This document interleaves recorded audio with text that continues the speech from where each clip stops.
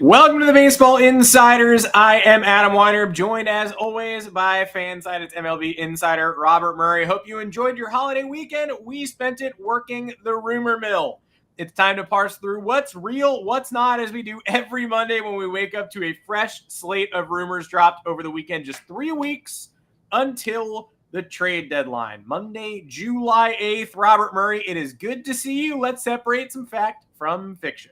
No, let's make it happen, baby. It's good to be back. 4th of July weekend, the extended weekend, I should say, was good for the soul, good for the program. But we're back. Trade deadline discussion. I mean, plenty of it going to be happening today.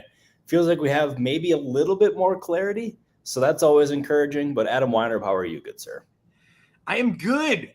Good weekend series for the Yankees against the Red Sox. Nobody checked those scores. And one of those two teams should be buying pretty heavily at the deadline, as the comment section is indicating. But which one and how and why? Let's see what we know and what we don't. We'll go through it as soon as I read this from DraftKings. What's up, baseball fans? DraftKings is offering a fantastic sign-up bonus for new users. New customers can place a $5 first bet on any sport to instantly claim $150 in bonus bets when you sign up with our code Baseball Insider. The best part is you'll receive your rewards even if your first bet loses. Using our code Baseball Insider not only gets you these bonuses, but it also directly supports our podcast. If you've been considering signing up for DraftKings, make sure to use the code Baseball Insider to maximize your first bets. This offer is only available to new customers who are 21 plus and physically present in legal gambling states. Please remember to always gamble responsibly. Check the episode description for the full terms of the offer to see if you qualify. And if you want to join us in a private channel between shows, hit us in the Discord, sign up. You can either become an AllStar member where you get priority questions in this chat and in the private AllStar streams, which one will be taking place tomorrow evening. Going to coordinate with everybody, but I believe 7 Eastern. Again, take it to the AllStar chat. Let us know if that works for you, and I'll send it all in. And if you want to be a Rumor Mill member, you can get in. You can ask us questions. Just no private streams unless you're an AllStar. Truth. Gathering the questions now. Plenty to react to as the show goes on. Seeing someone asking if the Red Sox can be sellers, I would buy if I were as good as the Boston Red Sox. But I'm not. I'm a fan of the lowly New York Yankees. We're going to try to recap as much as we can because, like you said, some actual clarity coming in over the weekend. It would seem some teams' futures getting a little bit more defined. Probably worth starting with the Miami Marlins just because based on what I've seen you say today and the chatter from around the internet, it feels like they're maybe getting closer to moving, maybe working a little faster than other teams. I've seen a lot of chatter about Jesus Luzardo. Kind of tough for me to imagine they would sell so low on him with his lack of availability until the back half of August. But Tanner Scott is a candidate to be moved, undoubtedly. Jazz Chisholm, you're starting to see people say higher degree that he's moved as well. So I wonder who is checking in on Luzardo this feverishly, given his prognosis. But at the very least, let's talk Marlins up top because it feels like maybe the most shifted there, or at least they have the most momentum heading into this week. No, for sure. And to start with the stuff about Jesus Luzardo, I saw the report about teams checking in, and I don't necessarily make too much of that because teams check on everyone at this time of the year. Like that's just part of the dance and part of the maneuvering that teams do at the deadline years. They check on everyone to see who's available or if they can even get somebody for cheaper than they had previously imagined. And a guy like Jesus Luzardo, who was going to be one of the top starters available on the market, and now with his injury, it's decreased his value, and maybe teams thought that they could end up getting a jump or like getting a bargain there, but that is not going to be the case at all. He's going to be very expensive, and I would be flat out stunned if Luzardo was moved. I can't imagine he's going anywhere. I see him as a clear candidate to stay in Miami. And then in the offseason, when he's healthy, then I think that trade chatter will pick up. But I would have a really hard time seeing him move now and the Marlins selling low because he's controllable. He's one of the best young pitchers in baseball. I just can't see him doing it. So I expect Luzardo to stay. That being said, though, Tanner Scott, he is a clear candidate to be moved sooner rather than later. There's a plenty of teams that are looking for high-end bullpen help in late inning situations, and I expect him to garner significant interest. And a guy like Jazz Chisholm, I think he's when Craig Mish speaks about the Marlins, you listen, and when he says that he's likely going to be moved, you can take that as a pretty sure sign that he's probably going to get traded, barring an injury or anything like that. So I think those are two very clear candidates to go in Miami. Josh Bell could be another one. I expect maybe some teams to check in there to see what exactly he'll take to acquire over a trade. But the two ones to watch there are Tanner Scott and Jazz Chisholm, and I think there's a better chance than not that they're both moved. Jazz, I think everyone's sort of wondering what's the value there. I think I don't want to say, I hate saying like so overrated, he's underrated, because that's not a real thing. And he's definitely a little bit overrated in the eyes of some. Electricity always gets overrated. You're like, oh, I saw that guy do something crazy. How is he not one of the most talented players in the game? For sure. Still above average bat, though, more comfortable defensively, arguably at second base than center field, where he's been pigeonholed for whatever reason. I would say, we're not looking at a Juan Soto type package here. This isn't a megastar, but I don't think the value is like on the ground. I don't think you can get Jazz Chisholm for like your 18th best prospect in a lottery ticket in the FCL. Like, it's going to hurt a little bit. Oh, it will hurt a little bit, but you're getting a guy who he's got a lot of swagger to his game. I think you can get him in a better situation in a more winning environment. I think he could end up being one of the more underrated players potentially moved at the deadline here. I think he's a name to watch for sure. And I've seen the stuff connecting him to the Pirates or whatever. I have not been able to independently confirm that. But I will continue to keep checking, but I don't know. I expect the Pirates to absolutely look for offense. So, I mean, it makes sense, but I got to imagine they're going to be considering a bunch of other names in Pittsburgh there. So Chisholm wouldn't be alone there, but I have not been able to confirm that quite yet. If we could just get Aroldis Chapman out of the playoff picture in any capacity, that would be great. I know it's not going to happen, but I am so tired of watching this man breathe, pitch, and exist on the baseball field. So yeah, although I will say it's an interesting one here because the Pirates, they got some good bullpen options. And they signed Chapman for about $10.5 million in the offseason. If they moved him and then maybe invested the dollars saved into a different part of the roster, say the offense, I think that would make sense. I mean, I don't know if that's something they're actually considering, but they got to do something about the offense. They have seen improvements in Rowdy Tellez. He was probably one of the most disliked people in Pittsburgh. And now he's a hero. The play he made defensively earlier today was pretty incredible. You wouldn't expect a guy like that to make that kind of defensive play, but good for him. He's one of the good guys in baseball. So seeing him bounce back and have Pittsburgh rally around him, good for him. I really, really, really love to see that. Yeah, but if you DFA'd him too, and you checked in on him, after getting rid of him in early June, you checked in on him now, I don't think you would have been thrilled with that result. I want to talk about this Angels question because I wanted to mention it anyway, but I felt like this was the number one question we were probably going to get today, because plenty of nuggets from the Bob Nightingale column. We'll talk about the Rangers in a little, but there was this first insinuation that the Angels would maybe sell, be reticent to sell controllable pieces, might not pull the trigger on a Tyler Anderson deal, even as his value is peaking heading into an All-Star appearance after blowing the Cubs away. Yes, I don't know how much you can blow a team away with an 89-mile-an-hour fastball, but he managed to do it. So he looks fantastic. It seems like an obvious sell candidate. Same with Taylor Ward, but there's this insinuation that the Angels are not ready to part ways with players who seem like they should very obviously be part of this seller's market and this forthcoming sweepstakes. What are you hearing about the Angels and their intentions? Yeah, it's interesting here with the Angels, and I expect both Tyler Anderson and Taylor Ward to garner plenty of interest. I think of the two, that Anderson is more likely to be moved than Ward, because Ward is a player that the Angels value a lot. And last year we remember that the Angels placed Anderson on waivers and allowed a team to claim him for no compensation in return. They just wanted to shed his salary. And no team was willing to do that because he was performing really poorly last year. And now he looks like one of the best available starting pitchers at the deadline here, which is pretty crazy how things can turn in 365 days, but here we are. But the reason why I think Anderson is more likely to be moved is because of the lack of starting pitching options available on the market.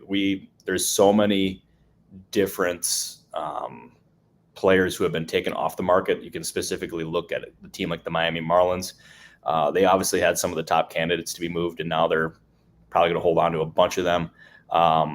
And you look at the other starting pitchers available. You look at the White Sox, you look at Jack Flaherty, you look at possibly the team that could end up really changing things here would be the Texas Rangers if they ended up making their starting pitchers available. But we got to work with what we know so far, and the lack of options that are currently out there.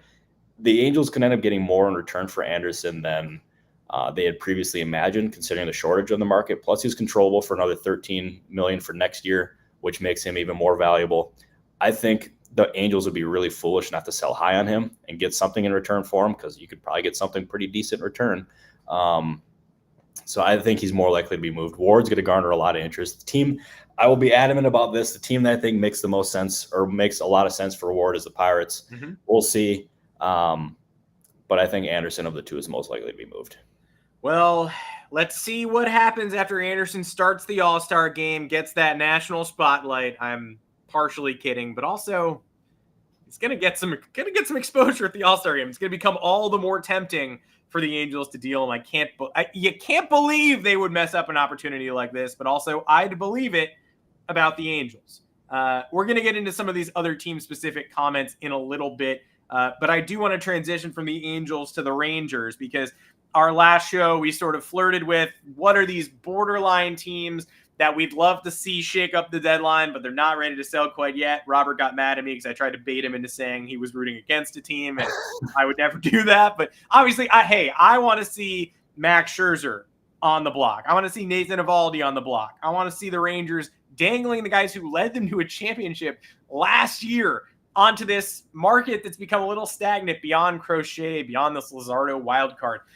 According to Bob Nightingale, he said, barring a dramatic turnaround, rival GMs expect the Rangers to make starters Max Scherzer, Michael Lorenzen, and Andrew Heaney available, along with the relievers David Robertson and Kirby Yates. Now, that's all-star Kirby Yates. This is the same column where he noted that Scherzer has a full no-trade clause, but wouldn't he theoretically want to move to a contender? We've seen it before as recently as last year. What do the Rangers have in store for us as they appear to, barring a turnaround, be ready to sort of unleash these big names onto the market? Yeah, this is probably the biggest domino waiting to be seen on the market here. Because if the Rangers sell, they could really turn this market upside down. And they can end up making themselves one of the most interesting, if not the most interesting seller on the market, besides maybe the White Sox.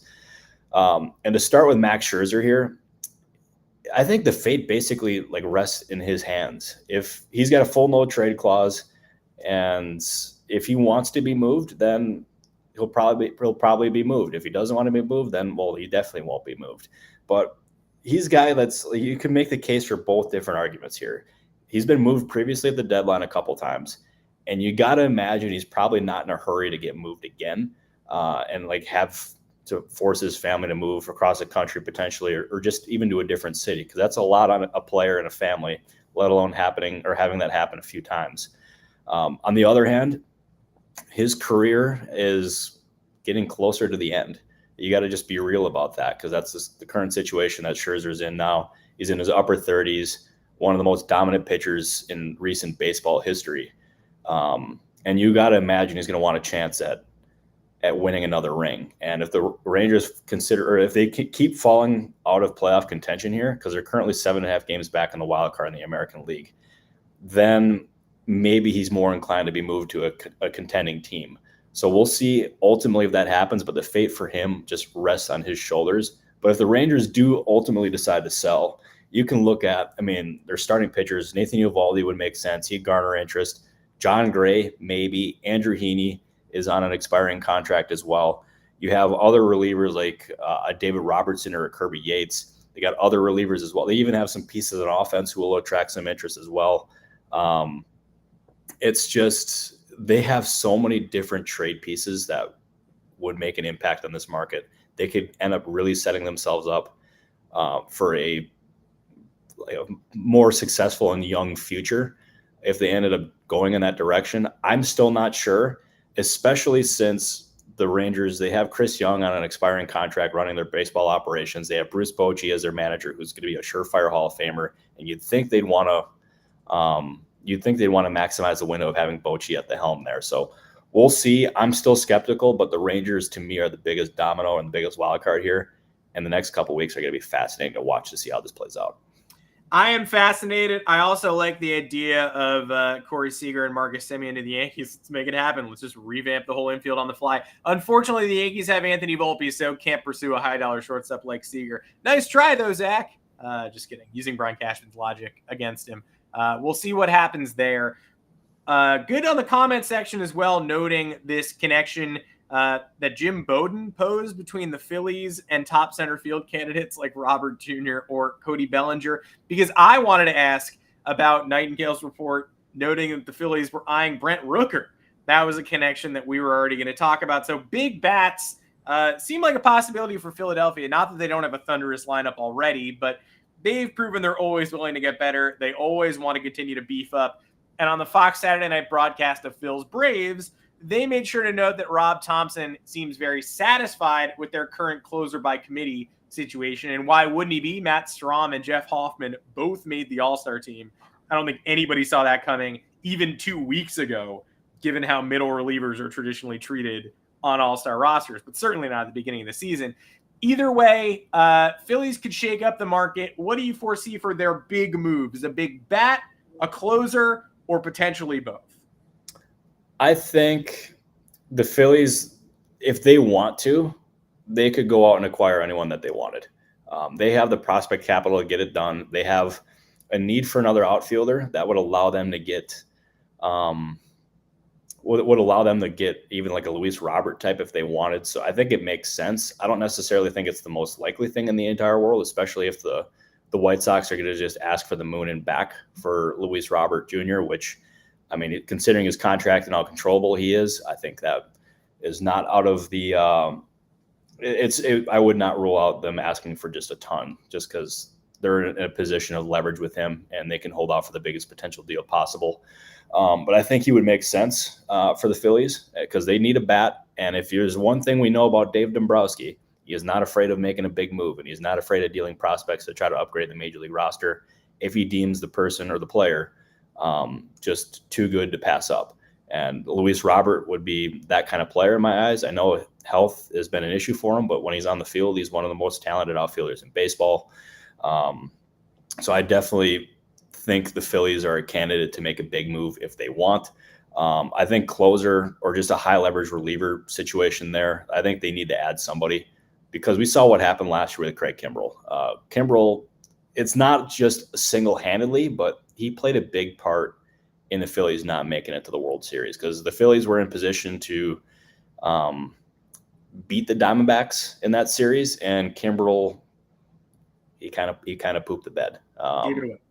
Yeah, and I don't think the Phillies want to make that same mistake again. So I can imagine they will be on the lookout for a high leverage reliever. I do know that they've done this in the past where they've gone out and gotten a reliever. They got David Robertson a couple years ago from the Chicago Cubs, but they gave up Ben Brown, who now looks like a very good piece for the Cubs to have. So that they got to be careful not to overpay for a short-term upgrade there. But Dombrowski is aggressive, and I expect him to be aggressive as well. I'm seeing plenty of people, by the way, asking about the Baltimore Orioles. Mm-hmm.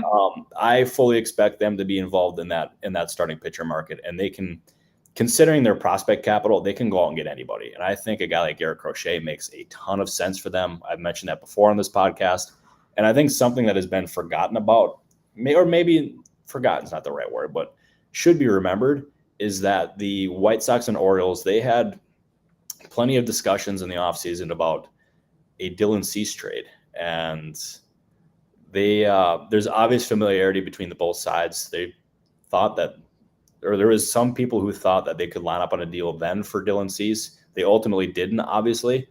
But I think the familiarity there could really help out negotiations involving Crochet.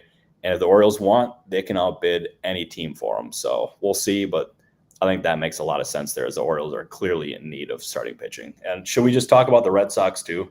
Absolutely. I was going to literally, as soon as we were done with the top of the show, I was just going to start tagging in some comments because we got a lot of fans here today. Shout out to you commenters. You want to hear about your team? We're going to cover as many as we can.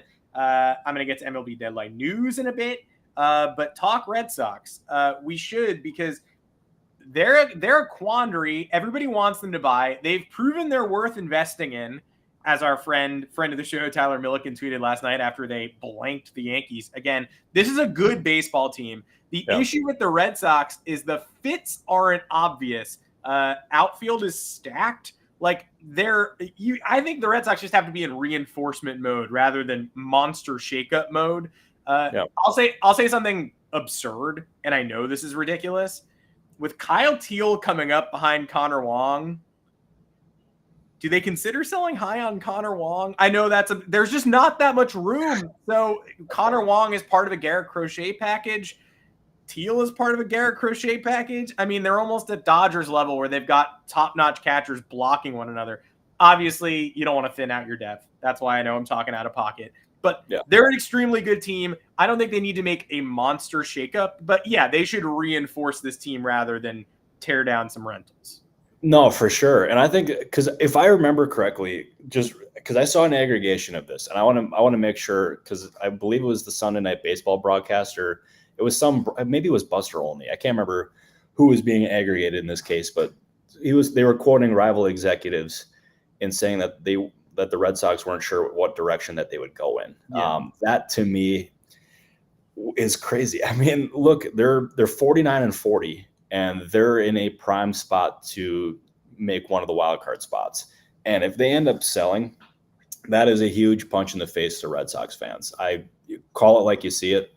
That would not slide. That would not go well for me at all.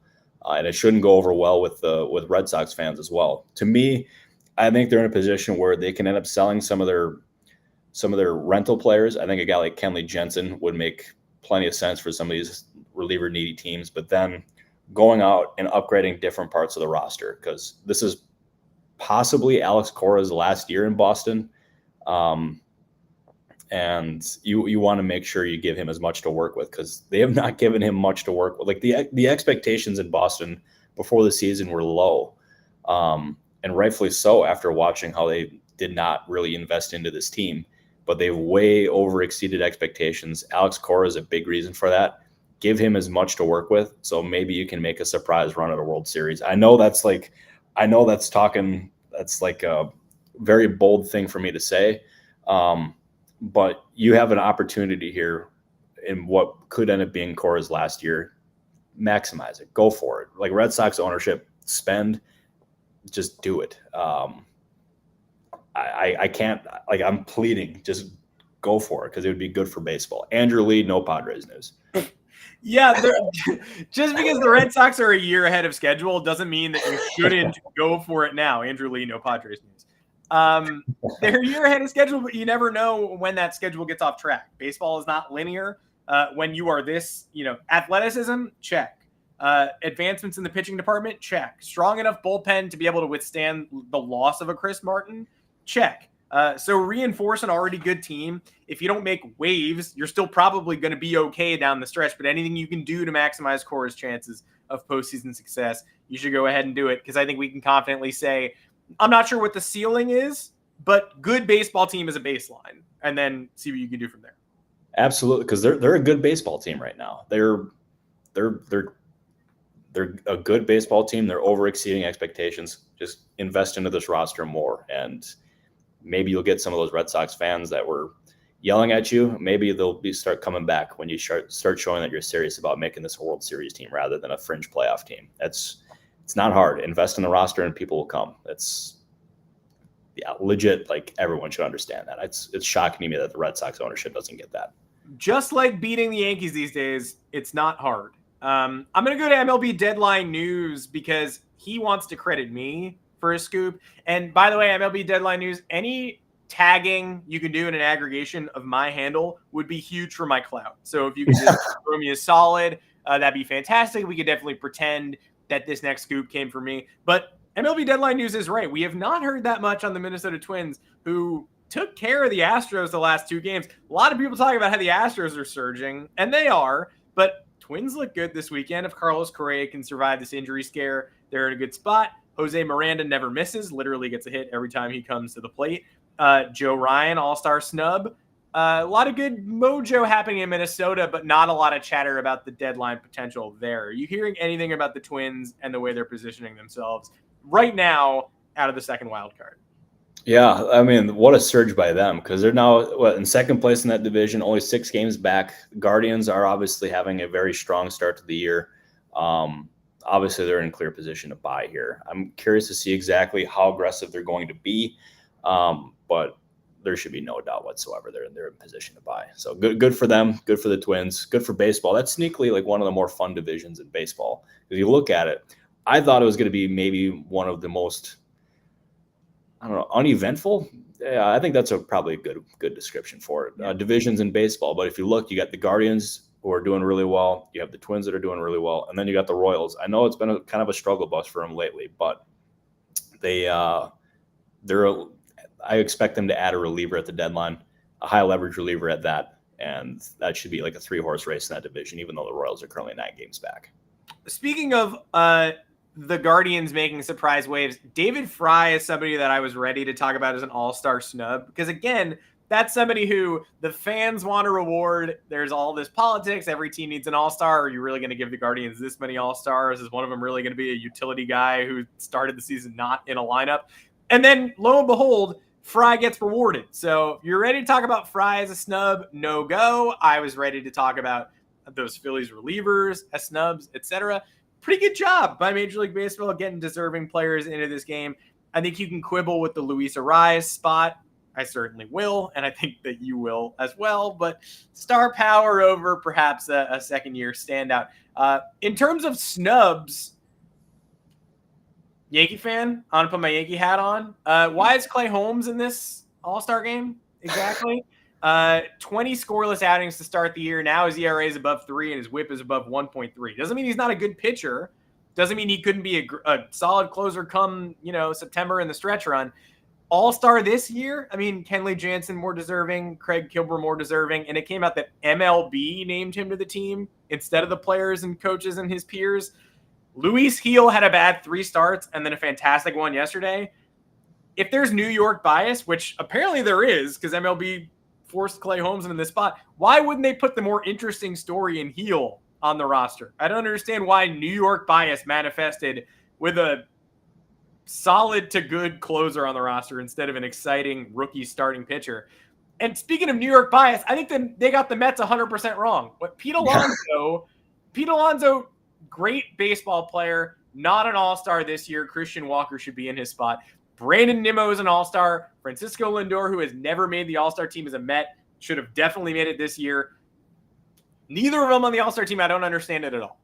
No, I don't understand it either. I'm glad you mentioned Christian Walker. He should have absolutely made it. To me, he was one of the most surprising snubs in all of this.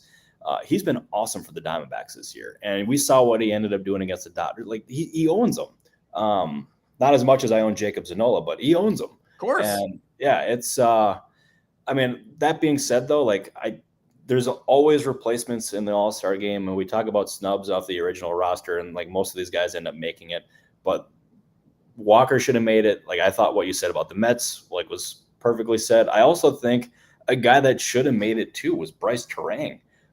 He had an awesome year in Milwaukee, and I know there's a lot of good infielders in the National League, but he put up a really strong start to the year, and he was one of the Brewers' top prospects for a while. He struggled last year, but he's really come into his own this year.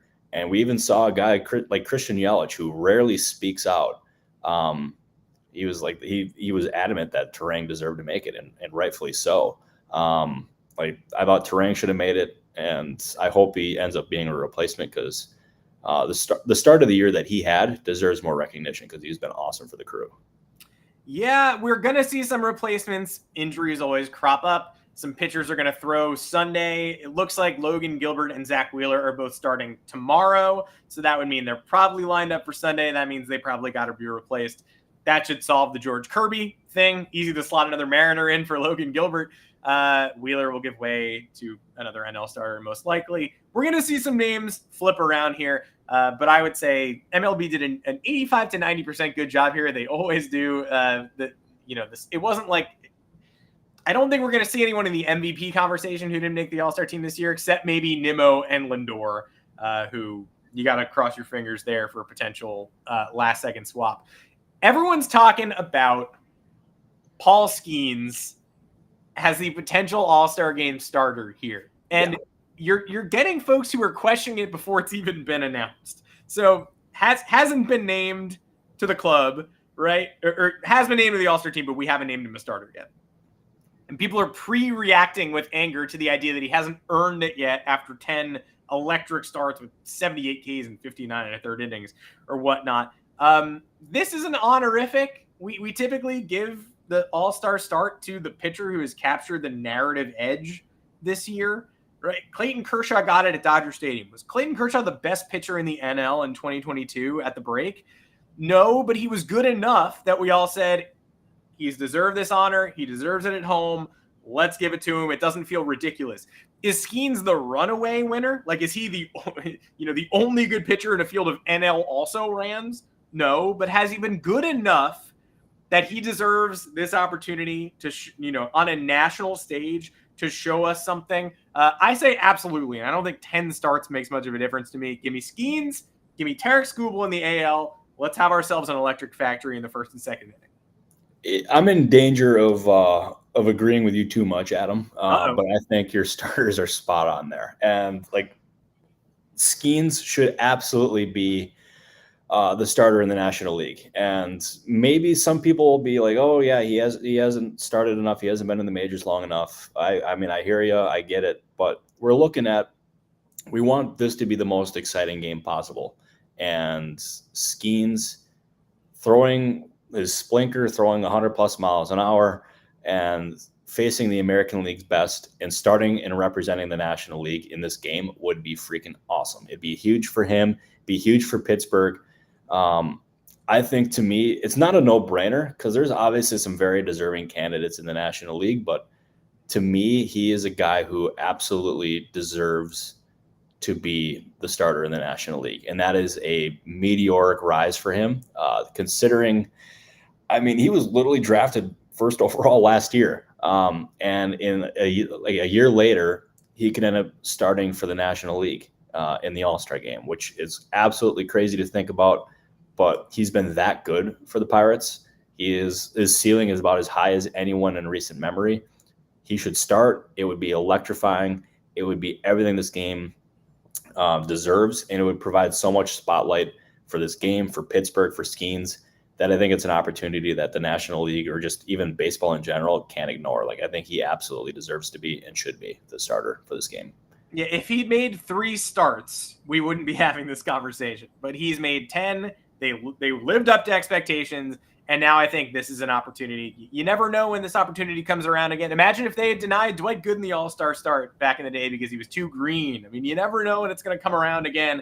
So let's see Skeens out there. Let's see what he's got. And maybe it's the start of a long legacy, and you'd feel pretty – I saw Mike Trout and Bryce Harper in their first All-Star game in 2012. They both combined to steal the show, and at no point was I like, too young, wait till next year. No, it was amazing. And hopefully this lives up to the billing as well. I think it's a good fit. Robert will be in Arlington, Texas for this All-Star game.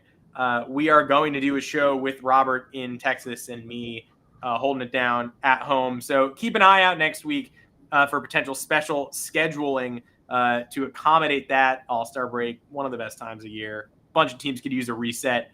Draft. Maybe they'll really get engaged in the trade market after the draft starts on Sunday. It's all happening next week, but Robert Murray, plenty happened this weekend as well, and I really appreciate you coming on, as always, breaking it all down, responding to so many of these comments. Great crowd today, and I thought a pretty great show. It was a great show, great crowd, great co-host in Adam Weinrib. Everything is going great for this show right now, and we appreciate everyone who tuned in. My impression of the current trade market is that teams are kind of waiting for the draft to get done, and then after that, it can end up starting that frenzy. So we're getting closer to this kind of getting started. So we love that. It'll be good. But I can't wait for Thursday's show. We got the All-Star chat tomorrow night, I believe it is. Yep. So make sure if you're in the All-Star channel to join that.